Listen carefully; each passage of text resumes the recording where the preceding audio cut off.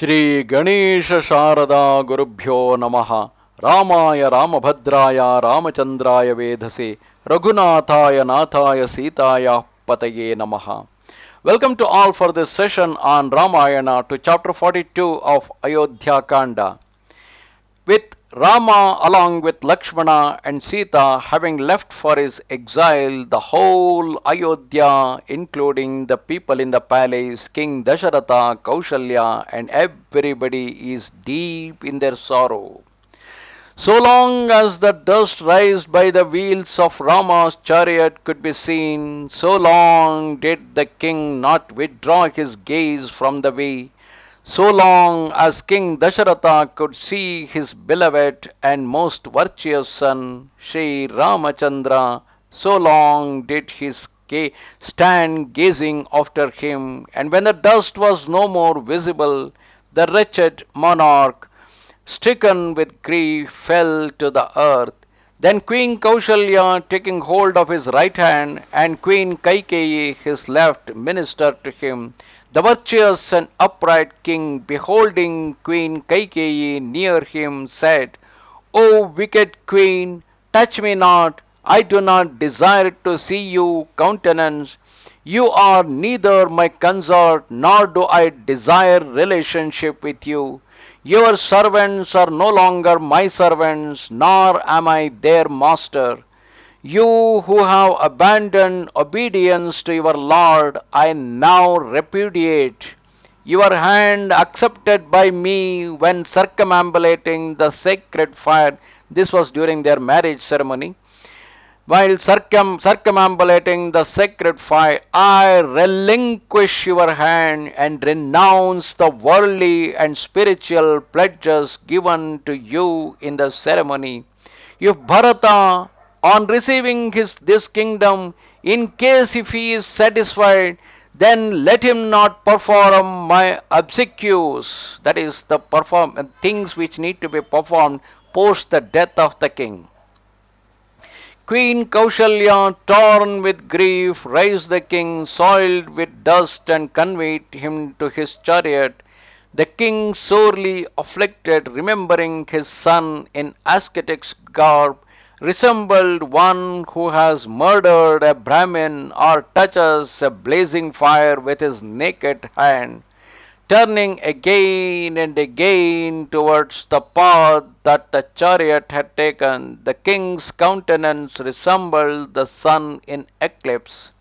Conceiving his son Rama to have passed beyond the city boundary, and thinking of him, he again gave way to grief, crying, I see the marks of the hoofs of the horses that were yoked to the chariot of my son, but him, Rama, I do not see.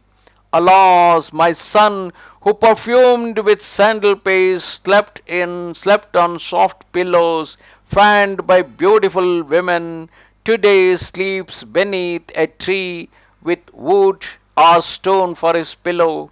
In the morning he will awake on the hard ground, his mind oppressed, his body smeared with dust, sighing deeply like a bull rising from beside a spring. The dwellers in the forest will behold Rama rising like an orphan and wandering as one forlorn.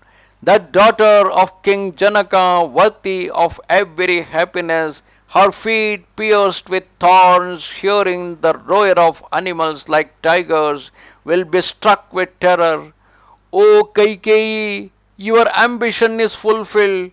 Now rule the kingdom as a widow, for I cannot support life without the chief of men. Thus lamenting, the king returned to the capital like a man having cremated one supremely dear to him.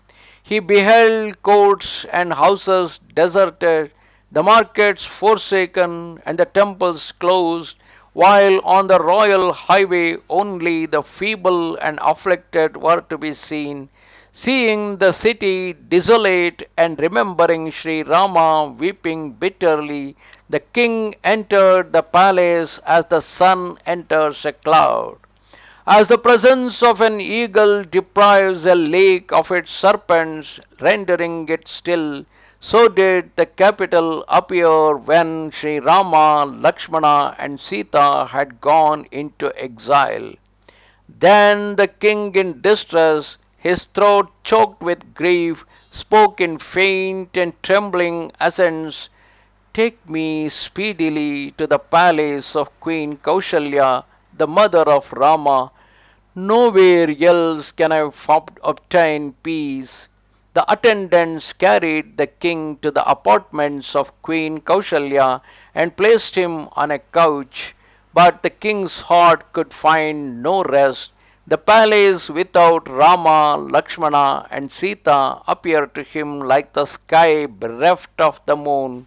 Finding no delight there, the king, lifting up his head, cried, "O my son, O Rama, are you leaving me? Now blessed are those who see Rama on his return, because they will embrace him." Finding the night dark, resembling the hour of death, the king at midnight thus addressed Kausalya: "O Kausalya, I do not see you. My sight has followed Rama, nor has it yet returned. Therefore, reach forth your hand and touch me, O Queen." Seeing her royal consort merged in the remembrance of Rama, the queen, sighing, seated herself by the king and began to lament in sympathy with him.